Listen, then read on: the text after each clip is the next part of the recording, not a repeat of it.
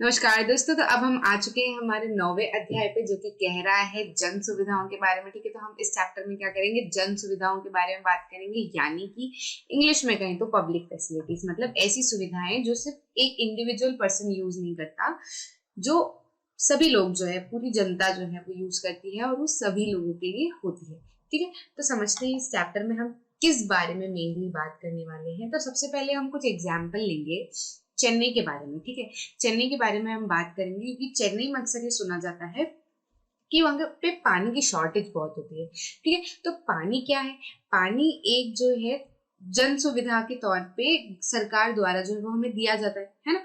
तो इसी से कहीं जुड़ी जुड़ी जो है हम बात करेंगे। ठीक है, तो सबसे पहले एक एग्जाम्पल हम ले रहे हैं। ये जो मैं एग्जाम्पल आपको 4 एग्जाम्पल बताऊंगी, इससे रिलेटेड जो मैं है कुछ कंक्लूजन आपको निकाल के फिर एंड में हम समझेंगे। ठीक है, तो पहले समझिएगा कि अन्ना नगर में क्या होता है। अन्ना नगर जो एक बहुत पॉश एरिया है चेन्नई का, बड़े लोग रहते हैं वहां पर, मतलब अच्छे लॉन्स हैं, हर लोग जो है वो अपनी मतलब जो भी है बढ़िया फैसिलिटीज जो है वहां पर रह रही है। मतलब कुल मिला के ये कि एक बहुत ही पॉश एरिया है चेन्नई का। ठीक है, अब वहां पे अगर जल की परेशानी आती है, वैसे तो वहां पर हमेशा जो है वो नल आते हैं, लेकिन अगर पानी की कभी परेशानी आती है तो जो बोर्ड के जो मेंबर्स होते हैं वो क्या करते हैं, म्युनिसिपल बोर्ड को जो है वो कॉल कर देते हैं। पर्टिकुलर कोई भी व्यक्ति जो है जिसका म्युनिसिपल कॉर्पोरेशन में या फिर म्युनिसिपल बोर्ड में जो है वो कॉन्टैक्ट रहते ही है। ठीक है, तो वो क्या करते हैं, कॉल कर देते हैं, तो फिर म्युनिसिपैलिटी से क्या आ जाता है, वाटर टैंकर आ जाता है, बढ़िया से इनका काम हो जाता है। ठीक है, तो इनका काम तो हो गया भाई। ठीक है, अब इनकी बात करते हैं। माइलापुर को 2 दिन में एक बार पानी मिलता है। ठीक है, माइलापुर में भी पानी की शॉर्टेज ऊपर भी है, पानी की शॉर्टेज नीचे भी है, लेकिन क्या होता है, ऊपर वालों को कंटिन्यू पानी मिलता है। ठीक है, आप देख रहे हो, अमीर है, पानी कंटिन्यू मिलता है, एरिया पॉश है। अब माइलापुर में पानी कैसे मिलता है? 2 दिन में एक बार जो है वो पानी माइलापुर में मिलता है। ठीक है, बड़ी दिक्कत आती है, लेकिन फिर भी अगर जैसे परेशानी रहती है तो फिर वाटर टैंकर जो है वो वहाँ के लोग जो है फिर क्या करते हैं, बुलवा लेते हैं वाटर टैंकर वालों को, और फिर क्या करते हैं, पानी जो है वो कर लेते हैं। ठीक है, मतलब ठीक है, थोड़ा बहुत एडजस्ट हो जाता है। तीसरी जगह पर यदि हम बात करें तो हमारा तीसरा जो है वो है मडीपक्कम। ठीक है, अब मडीपक्कम में कौन रहता है? शिवा रहता है मडीपक्कम में शिवा रहता है। तो शिवा को बड़ी परेशानी आती है। शिवा को जो है वो पानी कम से कम बोले तो बहुत ही टाइम में मिलता है, और मतलब 4 दिन में ही समझ लो, 4 दिन में एक बार पानी मिलता है, और मिलता भी है तो उसको बड़ी परेशानी आती है। इस वजह से वो क्या होता है कि यहाँ पर काम करने के लिए वो रहता है, लेकिन क्या होता है कि क्योंकि पानी की इतनी किल्लत है, तो फिर वो क्या करता है, अपने फैमिली वालों को भी यहाँ पर बुला नहीं पाता है, क्योंकि वो वाटर टैंकर तो नहीं बुला सकता, क्योंकि ऑलरेडी वो यहाँ पर काम करने के लिए आया है कि नहीं। तो यहाँ पर कुल मिला के समझो कि दिक्कत है, और पैसों से भी लेकर थोड़ी बहुत दिक्कत है। ठीक है, लेकिन 4 दिन में एक बार पानी जो है वो आ जाता है। अब बात करते हैं पद्मा की। पद्मा रहती है सैदापेट में। ठीक है, सैदापेट में पद्मा रहती है, और वहां पे क्या होता है, सैदापेट में लोगों को एक दिन में सिर्फ 3 बाल्टी पानी मिलता है। कितना? एक दिन में सिर्फ 3 बाल्टी पानी मिलता है। तो सैदापेट में जहाँ पर पद्मा रहती है वो मतलब ऐसी चौल जैसा है। ठीक है, स्लम एरिया है वहां पर, मतलब इतनी परेशानी है कि 3 बाल्टी पानी आप ले सकते हो, और कई सारे लोगों में कुल मिला के जो है वो एक नल है कहीं ना कहीं कोने में। और फिर मतलब कई बार तो ऐसा हो जाता है कि ले ही नहीं सकते आप। अगर आपको पानी लेना है तो फिर आपको दूसरे का पानी, मतलब दूसरे इंसान को पानी छोड़ना पड़ेगा, जब जाके आपको पानी मिलेगा। तो दूसरे की उस पे आपको पानी जो है वो मिल सकता है। तो ऐसी कुछ दिक्कतें हैं। ठीक है, अभी हमने क्या किया, ये चारों जगहों के बारे में समझा। तो इससे हमको थोड़ा बहुत क्या एक समझ में आता है कि पानी जो है वो वैसे तो हमारे लिए बहुत इंपॉर्टेंट है, लेकिन चेन्नई की यदि हम बात करें, चेन्नई के लिए भी हम बात करें, तो चेन्नई में पानी कैसा है, अनइवनली डिस्ट्रीब्यूटेड है। कहीं पर ज्यादा है, कहीं पर कम मिल रहा है। शॉर्टेज तो सभी दूर है, दिक्कत तो सब दूर है, लेकिन ऐसा है कि कुछ लोग अरेंज कर पा रहे हैं, कुछ लोग नहीं अरेंज कर पा रहे हैं। क्यों? क्योंकि पैसों की कमी है ना। तो पानी जैसी चीज भी यदि इस तरीके से बढ़ जाए कि जिसके पास ज्यादा पैसा है उसको आसानी से मिल जाए, जिसके पास में कम पैसा है उसको कम मिले, तो ये तो विचार करने वाली बात है ना। विचार करने वाली बात है, इसीलिए इसको आपके चैप्टर में डाला गया है। ठीक है, अब कुछ प्रश्न आते हैं। इन प्रश्नों का जो है हम सवालों का जो हम जवाब देते हैं। ठीक है, तो इन उदाहरण के आधार पर आप चेन्नई में पानी की स्थिति के बारे में क्या सोचते हैं? ठीक है, तो इन उदाहरणों को देख के हम पानी की स्थिति के बारे में क्या सोचते हैं कि पानी की स्थिति जो है वो चेन्नई में बहुत दयनीय है ना। पानी की दिक्कत जो है वो चेन्नई में बहुत है। इसको एक लाइन में जो है आप खत्म समाप्त कर सकते हैं, अगर इस तरीके का क्वेश्चन आता है तो। ठीक है, उदाहरणों को देखकर बताना है। दूसरा प्रश्न आता है, साथ में दिए गए विवरण में से घरेलू उपयोग के लिए पानी के विभिन्न स्रोतों को चुनें। ठीक है, तो पानी के विभिन्न स्रोत बताने हैं हमको। एक तो कहाँ से मिल रहा है, कुएं में से भी लोग ले रहे हैं, बोरवेल में से लोग ले रहे हैं, है ना। और क्या हो रहा है, वाटर टैंकर में से लोग जो है वो पानी को ले रहे हैं। ठीक है, नलकूप में से पानी को ले रहे हैं, और कई जगहों पर नल का पानी भी जो है वो आ रहा है। तो क्रियाकलाप क्या कह रही, क्या चेन्नई में सभी के लिए पानी की समस्या सामान्य कमी है? हाँ, कमी तो देखो सबको है, बस ये कुछ अरेंज कर पा रहे हैं, कुछ नहीं अरेंज कर पा रहे हैं। तो इस ये वाला जो प्रश्न है इसका उत्तर क्या है? हाँ, है ना। क्या है? सभी को जो है वो कमी है। क्या आप दो कारणों के बारे में सोच सकते हैं कि अलग अलग लोगों को अलग अलग मात्रा में पानी क्यों मिलता है? ये आया हमारा सही प्रश्न। तो हाँ, अलग अलग लोगों को जो है वो अलग अलग मात्रा में पानी मिल पाता है, जिसका पहला कारण जो है वो तो ये है कि जल की आपूर्ति के स्रोत से जो है इंसान की कितनी दूरी है। कि भैया जल की आपूर्ति जहाँ से हो रही है, वो जो स्रोत है, जो सोर्स है ना, जहाँ से जल मिल सकता है, वहां से यदि व्यक्ति का डिस्टेंस पास में है तो वो क्या कर सकता है, आसानी से ले सकता है। अब यदि व्यक्ति जो है वो बहुत दूर रहता है तो वो कैसे करेगा, है ना। तो यहाँ पर लिख सकते हैं आप, जल आपूर्ति के स्रोत से उनके स्थान के कारण, है ना, उनके स्थान के कारण। ठीक है, दूसरी चीज जो है वो आप लिख सकते हैं, आर्थिक स्थिति। ठीक है, आर्थिक स्थिति के अंतर के कारण। किसके कारण? आर्थिक स्थिति के अंतर के कारण। ये जो है सबसे मेन कारण है ना। क्योंकि जिनके पास में पैसा है वो तो क्या कर रहे हैं, जिनके पास में पैसा है और पहुंच है वो म्यूनिसिपैलिटी से भी बुला रहे हैं। जिनके पास में दिक्कत है, जिनके पास में पैसा नहीं है, वो 4-4 दिन तक पानी नहीं पी पा रहे थे, 3-3 बाल्टियों में ही उनको गुजारा करना पड़ रहा था, नहाने धोने का, पीने का, सब पानी 3-3 दिन में। ठीक है, तो आर्थिक स्थिति में अंतर के कारण, में अंतर के कारण। Got my point? ठीक है, आगे बढ़ते हैं। अब हम जो आते हैं हमारे मेन पॉइंट पे कि जीवन के अधिकार के रूप में पानी को किस तरीके से दिया जाता है। कि भैया हमने जो है वो 4 एग्जाम्पल देखे कि कहीं पर ज्यादा, कहीं पर लोग अरेंज कर पा रहे हैं, कहीं पर लोग नहीं अरेंज कर पा रहे हैं। तो क्या ऐसा होना चाहिए? क्या ये सही है ना। अगर पानी की कमी है तो पानी की कमी सभी को है, तो फिर ऐसा क्यों कि किसी को ज्यादा मिल रहा है, किसी को कम मिल पा रहा है ना। तो इसमें इसको लेकर जो है वो कई सारी बातें जो है वो होती है। तो संविधान में जो है, संविधान पानी के अधिकार को अनुच्छेद 21 के तहत जीवन के अधिकार का हिस्सा मानता है। ठीक है, अनुच्छेद 21 के तहत कहा जाता है कि जीवन का अधिकार हमको है ना। तो जीवन का अधिकार ऐसा तो नहीं कि भाई जीवन का अधिकार तुमको है ऐसा कह दिया और फिर ध्यान ही नहीं दिया, है ना। ऐसा तो नहीं है भाई, जीवन के लिए खाना भी चाहिएगा, पानी भी चाहिएगा, एम्प्लॉयमेंट भी चाहिएगा, जिससे हम क्या कर सके, अपना रोजगार निकाल सके। तो ऐसी कई सारी स्थितियां हैं जो जीवन के लिए जरूरी है, जो जीवन के अधिकार के अंदर आती है, जिसमें से एक स्थिति पानी की भी है। ठीक है, इसका मतलब ये है कि पानी की सार्वभौमिक पहुंच होनी चाहिए, मतलब फंडामेंटल राइट है हमारा पानी। ठीक है, हमारा अधिकार है कि हमें पानी मिले। यदि हम इस देश के नागरिक हैं, यदि हम टैक्स पे करते हैं, तो हमारा अधिकार है कि हमको साफ पानी, स्वच्छ पानी, ऐसा पानी जिसको हम एक्सेप्ट कर सकते हैं। ठीक है, ऐसा भी नहीं कि पानी दे रहे हैं तो नाले का पानी दे दिया, नहीं। पानी जो है वो साफ होना चाहिए, स्वच्छ होना चाहिए, एक्सेसिबल भी होना चाहिए कि भैया हाँ हम ले सकते हैं उसको। पता चले कि कह दिया कि इतना 4 किलोमीटर पे नदी है, वहां से जाकर ले लो, तो पॉसिबल है क्या कि रोज 4 किलोमीटर पे जा जाकर हम नदियों में से पानी भर पाएंगे? आज भी नहीं पॉसिबल है ना। तो ऐसी कई सारी परिस्थितियां हैं, लेकिन हमको समझना चाहिए। और ऐसा है भी कि जो पानी है, यदि आप कह रहे हो कि वो आपका अधिकार है, सार्वभौमिक पहुंच इसकी जो है वो होनी चाहिए। तो कैसी होनी चाहिए कि भैया साफ पानी होना चाहिए, स्वच्छ पानी होना चाहिए। ठीक है, लोगों की पहुंच उस तक होनी चाहिए, और अफोर्डेबल, सस्ता पानी होना चाहिए। ऐसा नहीं कि फिर दे रहे हैं पानी की बोतल ही और फिर 50-50 रुपए की बोतल बांट रहे हैं, है ना। तो ऐसा नहीं है, मतलब सस्ता मतलब ऐसा नहीं कि कुछ सेक्शन ऑफ सोसाइटी अफोर्ड कर सकता है, कुछ सेक्शन ऑफ सोसाइटी अफोर्ड कर ही नहीं सकता, है ना। मतलब ऐसी उसकी कीमत होनी चाहिए कि भैया सारे सेक्शन ऑफ सोसाइटी जो है कम से कम पानी तो जो है वो अफोर्ड कर पाए। ठीक है, तो पानी जो है वो हमारे जीवन के लिए सबसे इम्पोर्टेंट चीज है। भारत में यदि देखा जाए तो भारत की स्थिति ऐसी है कि हर दिन करीब 16,000 बच्चे जो हैं डायरिया, कॉलेरा, कई सारी ऐसी बीमारियों से ग्रसित होते हैं और अपना दम तोड़ देते हैं ऐसी बीमारियों की वजह से, जो अक्सर पानी की वजह से होती है।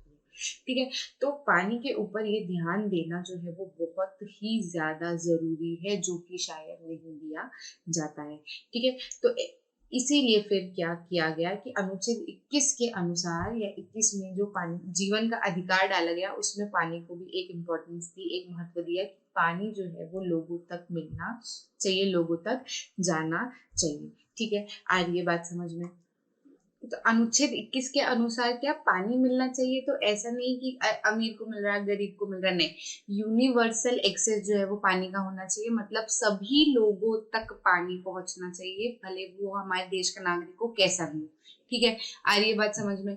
और भी क्या क्या चीजें हुई, बहुत सारे कोर्ट केसेस भी हुए पानी की दिक्कतों के कारण। ठीक है, हाई कोर्ट तक बात गई, कई जगह सुप्रीम कोर्ट तक बात गई। ठीक है, ठीक है, तो सेफ ड्रिंकिंग वाटर का एक अधिकार जताया लोगों ने कि भैया कम से कम पानी तो, मतलब सुरक्षित पानी तो हमारा एक जो है वो मौलिक अधिकार है कि नहीं। ठीक है, ये हमारा फंडामेंटल राइट जो है होना चाहिए कि नहीं होना चाहिए। ठीक है, और अभी अभी के 2007 में ही एक महबूब नगर डिस्ट्रिक्ट से एक केस गया था। ठीक है, महबूब नगर डिस्ट्रिक्ट से केस गया था। ठीक है, तो वहां पर क्या हुआ था कि विलेजर जो है उन्होंने कंप्लेन की थी। उन्होंने क्या कंप्लेन की थी कि अब वो क्या कहते हैं, गांव के लोगों को तो खेती करते हैं गांव के लोग अक्सर, है ना, अब वो खेती करते हैं तो उनको क्या होता है, ग्राउंड वाटर जो रहता है वो उनके लिए बहुत इंपॉर्टेंट रहता है ना, जैसे कि कुएं हैं, है ना, ये क्या होता है, ग्राउंड वाटर होता है। तो अभी ग्राउंड वाटर उनके लिए बहुत इंपॉर्टेंट होता है, क्यों? क्योंकि वो सिंचाई के लिए भी कई बार वो पानी यूज करते हैं, है ना, और फिर नदियों से भी वही पानी आता है। अब ग्राउंड वाटर तो मतलब ग्राउंड, मतलब जो हमारे जमीन से नीचे जो भी पानी है वो सारा। ठीक है, तो नदियों में भी मोटर डाल डाल के वो क्या करते हैं, सिंचाई के पानी का और ये सब क्या करते हैं, उपयोग करते हैं। ठीक है, तो पीने के लिए भी वो वही पानी यूज करते हैं, है ना। तो उन्होंने एक कंप्लेंट डाली कि जो पास की एक कंपनी है, टेक्सटाइल कंपनी, वो क्या करती है, मतलब उनकी जो केमिकल्स है उसको रिलीज कर देती पानी में, क्योंकि वेस्ट केमिकल्स होते हैं वो, तो उनको कुछ जगह नहीं मिलती है डिस्पोज करने के लिए, तो क्या करते हैं वो नदियों में छोड़ देते हैं, जिसकी वजह से उनका ग्राउंड वाटर भी क्या हो जाता है, कंटेमिनेट हो जाता है, जिस वजह से उनको कई सारी बीमारियों का सामना करना पड़ता है। इस चीज को सुनकर जो है कोर्ट ने कलेक्टर को डायरेक्ट किया कि वो इस केस को देखें और सारी चीजों की जांच पड़ताल करें, और करीब 25 लीटर पर डे, 25 लीटर जो है वो हर व्यक्ति तक जो है वो पानी जाना चाहिए गांव में। ठीक है, तो इस तरीके की चीजें हुई, होती हैं, करनी पड़ती है, लोगों को अपने अधिकारों के लिए खड़ा होना पड़ता है। इस चीज से हमको ये समझ में आती है, मतलब ऐसा नहीं कि खराब पानी मिल रहा है तो बैठे हैं, बोल नहीं रहे, पार्षदों तक नहीं जा रहे हैं। सरकार जो है इस चीज के लिए जिम्मेदार होती है। अगर आप जो है अपना कदम उठाएंगे, बताएंगे कि अरे हमको पानी सेफ नहीं मिल रहा, जो कि हमारा एक मौलिक अधिकार है, ठीक है, उसमें कोई सोचने वाली बात नहीं है ना। तो अगर हम क्या करते हैं, उस चीज को लेकर अगर अपना हक नहीं जताते, या फिर जो रिस्पॉन्सिबल लोग हैं वहां तक बात नहीं पहुंचाते, तो फिर उन्हें भी कैसे पता चलेगा कि क्या हो रहा है, क्या बैठे हैं बढ़िया, है ना। तो फिर हमें जो है ये सारी चीजों पर क्या करना चाहिए, ध्यान देना चाहिए। आगे समझते, आगे बढ़ते हैं। अब आती है जन सुविधाएं। ठीक है, तो देखो जैसे हमने पानी की बात की ना, कि पानी एक मौलिक अधिकार है, क्यों? क्योंकि एक हमारे जीवन का हिस्सा है। ठीक है, अब सिर्फ पानी पे क्या जीवन टिकता है ना, पानी पे भी टिकता है, लेकिन ऐसी कई सारी सुविधाएं हैं, मौलिक सुविधाएं जो हमको चाहिए होती है। ठीक है, एक बार सार्वजनिक सुविधा प्रदान करने के बाद इसके लाभों को कई लोग द्वारा साझा किया जा सकता है। इन सुविधाओं का प्रावधान हमेशा कुल बुनियादी जरूरतों को पूरा करता है ना। तो जन सुविधाएं क्या होती है, जो मैंने अभी पढ़ के बताया, जन सुविधा जो सभी लोगों के लिए होती है। जैसे कि क्या क्या हो गया, पानी के बारे में हमने बात की, ऐसे हमने पुरानी क्लासेस में हेल्थ केयर के बारे में बात की थी। ठीक है, सफाई जो सैनिटेशन होता है उसके बारे में बात की थी। ठीक है, अब जैसे पब्लिक ट्रांसपोर्ट हो गया, स्कूल हो गए, कॉलेज हो गए, ये भी क्या है, जन सुविधाएं हैं, लोगों के लिए सुविधाएं हैं, है ना। जैसे स्कूल हो गया, कॉलेज हो गया, ये भी क्यों जन सुविधाओं में आती है, क्योंकि कुछ लोग जो है वो प्राइवेट कॉलेज में एडमिशन करवा देते हैं, लेकिन बाकी लोगों का क्या, जो अफोर्ड नहीं कर सकते, तो उनके लिए क्या करना पड़ेगा, ऐसे स्कूल्स बनाने पड़ेंगे जिसमें क्या हो, कोई भी व्यक्ति हो, छोटा से छोटा, बड़ा से बड़ा व्यक्ति जो है, जो भी चाहता हो वहां पर आके अपनी पढ़ाई जो है वो पूरी कर सके। ठीक है, क्योंकि शिक्षा भी एक मौलिक अधिकार है ना। तो ये भी सारी चीजें किसमें आती है, मौलिक अधिकारों में आती है, जन सुविधाओं में आती है। ठीक है, तो इसके बारे में हम थोड़ी सी और चर्चा कर लेते हैं। एक क्रियाकलाप हमें दिया गया है, अपने क्षेत्र में कुछ सार्वजनिक सुविधाओं के बारे में सोचकर नीचे दी गई तालिका को पूरा करें।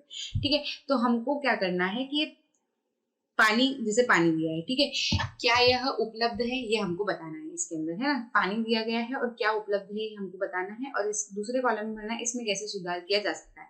तो आपको क्या करना है, अपने एरिया में देखना है, पानी यदि उपलब्ध है तो हाँ लिखिएगा, नहीं उपलब्ध है तो ना लिखिएगा। जो भी आपकी कंडीशन है कि इसमें सुधार, और सुधार किस तरीके से किया जा सकता है ना। जैसे कि अगर बोरवेल है तो भाई पाइपलाइन कैसे डल सकती है ना, ताकि हर घर के सामने जो है एक नल हो जिसमें से जो है वो पानी आए, है ना। तो ऐसी चीजें जो है वो अपने आप आइडिया जो लेकर कर सकते हो, थोड़ा सा नेट पे सर्च कर सकते हो कि और एडवांस जो है वो क्या क्या हो सकते हैं अभी तक लोग, और कहाँ तक पानी की सेफ्टी को लेकर पहुंच चुके हैं ना। तो इन सारी चीजों को लेकर समझ के आपको क्या करना है, इस तालिका को भरना है। जैसे पानी का बताया वैसे आपको बिजली, सड़कें और सार्वजनिक परिवहन के बारे में लिखना है, ठीक है। अब ये तो जो है वो पर्सनल अपने अपने एरिया को लेकर है, मैंने आपको आइडिया बता दिया, उसको अच्छे से फिल कर लीजिएगा, ठीक है। आगे बढ़ते हैं, सरकार की क्या भूमिका होती है इस बारे में हम समझते हैं। देखो, सार्वजनिक सुविधाएं क्या है, सार्वजनिक सुविधा मुहैया कराने की जिम्मेदारी सरकार की क्यों है, ठीक है। ये एक बुद्धिशील प्रश्न है, इसका हम जवाब देते हैं। इसको थोड़ा सा लिख लीजिएगा, इसको लिखिएगा, सुविधाएं जो आम जनता की बुनियादी जरूरतों को पूरा करने के लिए है, जैसे सार्वजनिक परिवहन, स्कूल, कॉलेज, स्वास्थ्य, सफाई, लाइट इत्यादि, ठीक है। अब सरकार को जिम्मेदारी क्यों पूरी करनी चाहिए, क्योंकि ये जनता के जीवन के अधिकार का एक हिस्सा है, और जनता के जीवन के अधिकार के सारे हिस्सों को पूरा करने की जिम्मेदारी सरकार ने ली हुई है, ठीक है। इस चीज को और अच्छे से समझते हैं, सरकार की भूमिका के बारे में हम जानते हैं। पहला पॉइंट हमें बताया गया है, लाभ से प्रेरित निजी कंपनियां ऐसी जिम्मेदारियों को निभाने में दिलचस्पी नहीं लेती। देखो, हम क्या करते हैं, वो अपने हिसाब से पढ़ते हैं। एक छोटी सी चीज मैं बताती हूँ, छोटी चीज हम ये समझते हैं कि हम कहते हैं कि जन सुविधाएं लोगों के लिए सुविधाएं जो है होनी चाहिए, ठीक है। अब लोगों के लिए सुविधाएं तो होनी चाहिए, लेकिन मान लो कि उन सुविधाओं में अगर परेशानी आती है तो फिर किसके पास में जाए, है ना।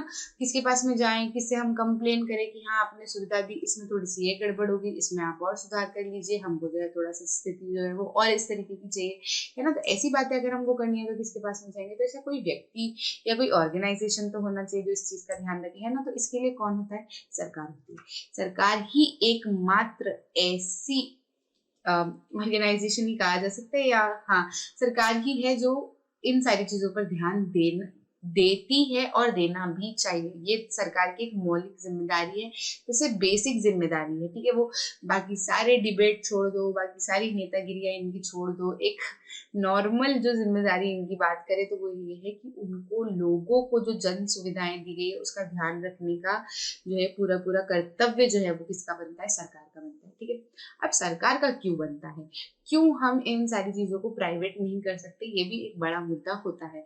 क्योंकि लोग ऐसा कह सकते हैं कि भैया सरकार इंटरेस्ट नहीं लेती इन सारी चीजों में, हमको तो अभी तक, हम तो सरकार कहते रहे, हमने सरकार को बोला भी सही, कई सारी बातें भी की, कई सारी कंप्लेंट्स भी की, लेकिन सरकार ध्यान नहीं देती, तो क्यों ना प्राइवेट कंपनियों को ये सारी चीजें दे दी जाए, है ना। तो अब देखो, प्राइवेट कंपनियों को क्यों जन सुविधाएं, मतलब जो जन सुविधाएं क्या, मतलब जो हमारी जो बेसिक नीड्स हैं, है ना, जैसे पानी की हो गई, स्कूल कॉलेज, मतलब स्कूल कॉलेज चलो फिर भी चल जाते हैं, पानी हो गया, पब्लिक ट्रांसपोर्ट हो गया, और भी ऐसी जो बेसिक बेसिक चीजें हैं, इनको हम क्यों नहीं दे सकते। क्योंकि देखो, अब जैसे मान लो कि क्या करना है, आसपास का, मेरे घर के आसपास का जो ड्रेनेज है ना, ड्रेनेज सिस्टम है उसका ध्यान रखना है ना। या फिर कहे तो मलेरियल कैंपेन जो चलता है, वो धुएं की गाड़ियां आती है और फिर धुआं उड़ा के चले जाती है, एंटी मलेरियल कैंपेन जो चलता है मलेरिया को कम करने के लिए। तो अगर ये सारी चीजें जो है प्राइवेट कंपनी को दे दी कि भैया ये कंपनी है, आप ये काम संभालो, ये कंपनी आप ये काम संभालो, तो आपको लगता है कि प्राइवेट कंपनी भी करेगी।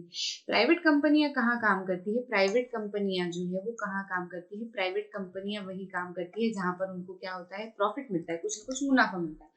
अब ड्रेनेज सिस्टम का ध्यान रखने से या एंटी मलेरियल कैंपेन चलाने से क्या उनको कोई फायदा मिलेगा, नहीं मिलेगा, है ना। तो इसीलिए इन सारी चीजों को क्या है, प्राइवेटाइजेशन इनका नहीं किया जा सकता, क्योंकि इनको अगर प्रॉफिट नहीं मिलेगा तो फिर ये काम नहीं करेंगे, और काम नहीं करेंगे तो फिर हम वैसे की वैसे ही रह जाएंगे, ठीक है। आ रही है आपको बात समझ में, है ना। इस वजह से जो है हम इन सारी चीजों का क्या करते हैं, प्राइवेटाइजेशन नहीं करते हैं। अब जैसे स्कूल कॉलेजों की अपन बात करें, स्कूल कॉलेज की बात कर लें, हॉस्पिटल्स की बात कर लें, तो ये चीज जो है इसमें क्या है, प्राइवेट कंपनियां जो है वो काम कर लेती हैं। प्राइवेट कंपनी, प्राइवेट लोग जो है, मतलब जैसे किसी ने स्कूल खड़ा कर लिया, प्राइवेटाइजेशन मतलब करना क्या, कोई इंडिविजुअल व्यक्ति जो है संभाल रहा है उस चीज को, है ना, मतलब ऐसा नहीं कि सरकार संभालेगी, है ना, कोई इंडिविजुअल व्यक्ति जो है उसका ध्यान रखना है ना, तो उसको क्या कहते हैं, प्राइवेट, मतलब प्राइवेट प्रॉपर्टी होगी फिर उसकी, ऐसा। तो स्कूल कॉलेज जो है, private school, private college, private hospital से बनाए जा सकते हैं। क्यों? क्योंकि उनको मुनाफा मिलता है। वे प्राइवेट स्कूल है तो क्या करेंगे, बच्चे फीस जमा करेंगे, फीस जमा करेंगे तो उनको क्या है, उसमें से पैसा बचेगा, है ना, तो शिक्षा तो प्रोवाइड करेंगे लेकिन पैसा भी उनका जो है इसके अंदर से बचेगा। हॉस्पिटल्स है, लोग दवाइयाँ लेंगे, डॉक्टर्स को दिखाने आएंगे तो पैसा बचेगा हमारा, है ना। तो क्या होता है, उस चीज में उनको क्या हो जाता है, मुनाफा हो जाता है। अब ये जो प्राइवेट, मतलब जैसे स्कूल्स है, हॉस्पिटल्स है, ये सब भी जब ये इनकी कीमत लगाते हैं, मतलब जो भी कि भैया इतनी फीस होगी या इतनी जो भी हमारे चार्जेस होंगे हॉस्पिटल के, वो किस हिसाब से रहते हैं, वो अफोर्डेबल प्राइस पे रहते हैं, जो कि कुछ लोग ही अफोर्ड कर सकते हैं। आप देखोगे तो ओवरऑल पूरी सोसाइटी जो है उसको अफोर्ड नहीं कर सकती। आप कह दो कि हाँ हमारे आसपास के तो सभी लोग जो है वो प्राइवेट सारी चीजें अफोर्ड कर पाते हैं, तो बेटा सिर्फ आपके आसपास के लोगों की बात नहीं हो रही ना, आपसे भी और नीचे स्तर पे लोग हैं जो ये सारी चीजें जो है वो अफोर्ड नहीं कर पाते, वो थोड़ा बहुत भी पैसा देना जो है इन चीजों में अफोर्ड नहीं कर पाते। इसलिए अगर कोई पर्टिकुलर, जैसे अगर 10 लोग हैं उसमें से एक व्यक्ति भी अगर अफोर्ड नहीं कर पा रहा है, तो फिर सरकार को मतलब सभी को ध्यान में रखते हुए फिर क्या करना पड़ेगा, उस चीज का सेटअप तो लगाना पड़ेगा। जाहिर सी बात है, वो एक व्यक्ति है, वो भी तो इस देश का हिस्सा है। हाँ, आ रही है बात समझ में आपको? तो कुछ इस तरीके से जो है वो चीजें चलती है। इस वजह से प्राइवेटाइजेशन जो है वो उसको नहीं दिया जाता, सरकार को ही इस चीज की जिम्मेदारी लेनी होती है और लेनी भी चाहिए, है ना। अब सरकार ही जो है वो यूजुअली ये सारे काम को उठाती है ताकि सब लोगों को एक सस्ते दाम पर जो बेसिक नीड्स है कम से कम वो मिले, है ना। तो लाभ से प्रेरित निजी कंपनियां ऐसी जिम्मेदारी को निभाने में दिलचस्पी नहीं लेती है। निजी कंपनियों द्वारा प्रदान की जाने वाली सुविधाएं सभी के लिए सस्ती नहीं हो सकती, ठीक है। जैसे पोलियो जैसी रोग के जा सकने वाली बीमारियों की रोकथाम ही सरकार का कर्तव्य है, ठीक है। आगे बढ़ते हैं और समझते हैं शिक्षा के अधिकार के बारे में क्या बात की जाती है। भारतीय संविधान 6 से 14 वर्ष के आयु के सभी बच्चों को शिक्षा के अधिकार क्या देती है, गारंटी देती है कि 6 से 14 वर्ष के आयु के सभी बच्चों को जो है वो शिक्षा मिलनी चाहिए। इसी वजह से क्या किया जाता है, सरकारी स्कूल खुले जाते हैं। अब प्राइवेट स्कूल में नहीं कर सकते क्योंकि जिन बच्चों के माता पिता के पास में पैसा नहीं हो, प्राइवेट स्कूल में कैसे भेजेंगे? अगर प्राइवेट स्कूल में नहीं भेजेंगे तो उनको शिक्षा कैसे मिलेगी? नहीं मिलेगी ना। इसलिए क्या है, सरकार का काम यहाँ पर फिर से आता है, सरकार क्या करती है, प्राइवेट स्कूल बनाती है और यहाँ पर जो है उनको बहुत ही सस्ते दाम पर जो है वो बहुत ही कम फीस में जो है उनको एजुकेशन दी जाती है, ठीक है। आगे बढ़ते हैं। अब ये बात आती है कि भैया सरकार को तो काम दे दिया, लेकिन आप कह रहे हो पानी है, लाइट है, ट्रांसपोर्टेशन है, ये सारा काम जो है वो सरकार का है ताकि बाकी लोगों को जो है सुविधा मिल सके, है ना। पर सरकार के पास में कहाँ से पैसा आता है? तो सरकार के पास में आपने देखा होगा कि हर साल जो है वो वित्त मंत्री जो होते हैं, फाइनेंस मिनिस्टर जो होते हैं हमारे देश के, वो क्या करते हैं, एक बजट लेके आते हैं। वो बजट क्या होता है, एक लेखा जोखा होता है किन किन चीजों का, कि भैया पुराने साल में किन किन चीजों में कितना कितना पैसा लगाया गया और उस हिसाब से अब आने वाले साल में जो है हम किन किन चीजों पर कितना कितना पैसा लगाएंगे, उन सारी चीजों की क्या होती है, प्लानिंग होती है, ठीक है। तो बजट अपने कार्यक्रमों पर सरकार के खर्चों और आगामी कार्यक्रमों के लिए नियोजित खर्चों का क्या होता है, लेखा जोखा होता है। जैसे इस तरीके से यहाँ पर हमको इस चार्ट में दिख रहा है कि रक्षा के लिए 9% जो है वो बजट दिया जाएगा, ब्याज भुगतान के लिए 18%, केंद्रीय क्षेत्रीय योजना के लिए 10%, केंद्रीय प्रयोजन योजना के लिए 9%, अन्य व्यय पेंशन में जो है वो 5% जो है वो बजट का इसमें जाएगा, है ना। तो कुछ पूरा ऐसा बजट आता है कि हाँ भैया इतने रुपए का जो है हमारा बजट है, इतना पैसा हम इसमें लगाएंगे, इतना पैसा हम इसमें लगाएंगे, इतना पैसा हम इसमें लगाएंगे। तो भैया ये तो प्लानिंग हो गई, ठीक है, ये प्लानिंग हो गई। और एक और चीज देख लेते हैं कि ये जो सरकार का कर राजस्व कहाँ से आता है, ठीक है, ये जो रेवेन्यू है ये कहाँ से आता है, ठीक है। तो एक सीमा शुल्क लगता है ना। देखो सबसे पहली चीज तो एक कॉमन सी चीज बताए तो सरकार के पास में जो पैसा आता है वो कहाँ से आता है, टैक्स से आता है ना। जो टैक्स हम लोग भरते हैं उन्हीं से सरकार के पास पैसा आता है। तो अब अगली बार को कभी बाहर की स्ट्रीट लाइट बंद हो जाए या गंदा पानी घर में आए, है ना, और फिर मन में ऐसा लगे कि अरे मैं कंप्लेन करता हूँ म्युनिसिपल, और घर में मम्मी अम्मी बोले नहीं नहीं नहीं कैसे करेंगे, अपनी कौन सुनेगा, ऐसे करके अगर कोई बात करे तो उनको वहीं रोक देना, कह देना सुनना पड़ेगा उनको, हमारे पास में हमारा अधिकार है, हमने हमारे सोशल साइंस के चैप्टर में दिया, हमने हमको पढ़ाया है, हम बिल्कुल हक से वहां पे जाके बोल सकते हैं, क्योंकि वो अपनी जेब से थोड़े पैसा लगा रहे हैं, पैसा तो हमने ही दिया है हमारे टैक्स भर भर के, ठीक है, तो ये हमारा अधिकार है, बिल्कुल अधिकार से सीना तान के जाइएगा। और अगर सामने वाले व्यक्ति अगर आपको कुछ बोले कि नहीं ऐसा होता है, तो फिर उनको ये जो सारा कुछ समझाए ना, ये सारी बातें समझा के आइएगा अनुच्छेद 21 के अनुसार, ठीक है। तो इनको कहाँ कहाँ से सरकार को पैसा मिलता है, गैर ऋण पूंजी प्राप्तियां, ठीक है, जीएसटी है ना, और अन्य जो भी टैक्सेस होते हैं उधार जो लिए गए होते हैं उसके उस हिसाब से मिलता है, गैर कर रेवेन्यू जो है वो मिलता है, आयकर से जो है इनको मतलब जो इनकम टैक्स जो होता है वहां से उनको मिलता है, निगम से जो है मतलब म्युनिसिपल से जो है उनको जो टैक्स मिलता है, संघ उत्पाद शुल्क जो है उनको मिलता है, जैसे कई मिला के जो टैक्स आते हैं वो जो सारा पैसा इकट्ठा होता है वो किस में जाता है, सरकारी खाते में जाता है, फिर उसी को लेकर जो है वो बजट बनाया जाता है, बजट बना के जो है वो अलग अलग एरिया में फिर डिस्ट्रीब्यूट किया जाता है कि बजट के अनुसार भैया इस बार इस सेक्टर में ध्यान देने की जरूरत है, तो यहाँ पर ज्यादा बजट दिया जाएगा, इस बार इस सेक्टर को हमने पिछले बार डेवलप कर दिया था तो इस बार इसमें थोड़ा सा कम ध्यान भी देंगे तो चल जाएगा, है ना, इस तरीके की कई सारी चीजें जो है वो होती है, ठीक है। अब क्रियाकलाप की बात करते हैं, ठीक है, तो सरकार के पास में पैसा कोई अपनी पार्षद वार्षद मेयर वेयर ये जो रहते हैं सांसद वांसद कोई अपनी जेब से नहीं लगाते, सब पैसा जो सरकार की तरफ से आता है, और सरकार के पास में पैसा कहाँ से अपन देते हैं अपनी जेब खाली करके, और देना भी चाहिए, ठीक है। तो क्रियाकलाप की एक बात करते हैं, एक वेतनभोगी व्यक्ति अपना कारखाना या व्यवसाय चलाने के वाले व्यक्ति और एक दुकानदार से बात करके लोगों द्वारा सरकार को भुगतान किए जाने वाले विभिन्न प्रकार के करों का पता लगाए, है ना, मतलब इन 3 तरीके के लोगों से, मतलब जिस व्यक्ति को सैलरी मिलती पर मंथ के बेसिस पे, कुछ व्यक्ति हैं जो कारखाने चलाते हैं या व्यवसाय करते हैं, है ना, और कुछ व्यक्ति होते हैं जो क्या दुकानें चलाते हैं, है ना, तो इन अलग अलग तीनों तरह के व्यक्तियों के पास में जाने का, उनसे पूछने का कि आपको कहाँ कहाँ पे टैक्स जो है वो देना पड़ता है, कितनी तरीके से जो है आप टैक्स देते हो, मतलब एक तो इनकम टैक्स हम भरते हैं, कई बार हम होम टैक्स जो है वो भरते हैं, है ना, कई बार हम सेल टैक्स जो है वो भरते हैं, है ना, तो ये कितने तरीके के टैक्स जो है वो किन किन व्यक्तियों को दिया जाता है, ठीक है। एक हिंट के हिसाब से दिया जाए तो वेतनभोगी व्यक्ति जो है वो कई बार मतलब अक्सर इनको होम टैक्स जो है लगता है ना, और कौन सा टैक्स लगता है, इनकम टैक्स लगता है ना, और कौन सा टैक्स लगता है, सेल्स टैक्स लगता है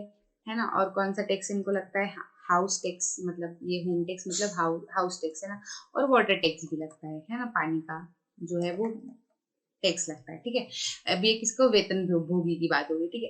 अब ये जो दुकानदार, कारखाने, व्यवसाय, दुकानदार, ये सब टाइम में एक ही कैटेगरी में आ जाते हैं अक्सर, तो इनको कौन सा टैक्स लगता है, ये जो है ये इधर है ना, ये इनका नहीं है, इनका नहीं है, ये सारा इधर से आएगा, है ना, तो इनको कौन कौन सा टैक्स, इनको भी इनकम टैक्स तो देना ही पड़ता है ना, इनकम टैक्स इनको देना पड़ता है, सेल्स टैक्स भी इनको जो है वो देना पड़ता है ना, जीएसटी जो है इनको देना पड़ता है, और भी इत्यादि टैक्स होते हैं। एक बार आप मतलब और बात करके देखिएगा, आपको पता चलेगा, पर हाँ अगर ऐसे आता है आंसर तो इतने जो है वो सफिशिएंट है, ठीक है।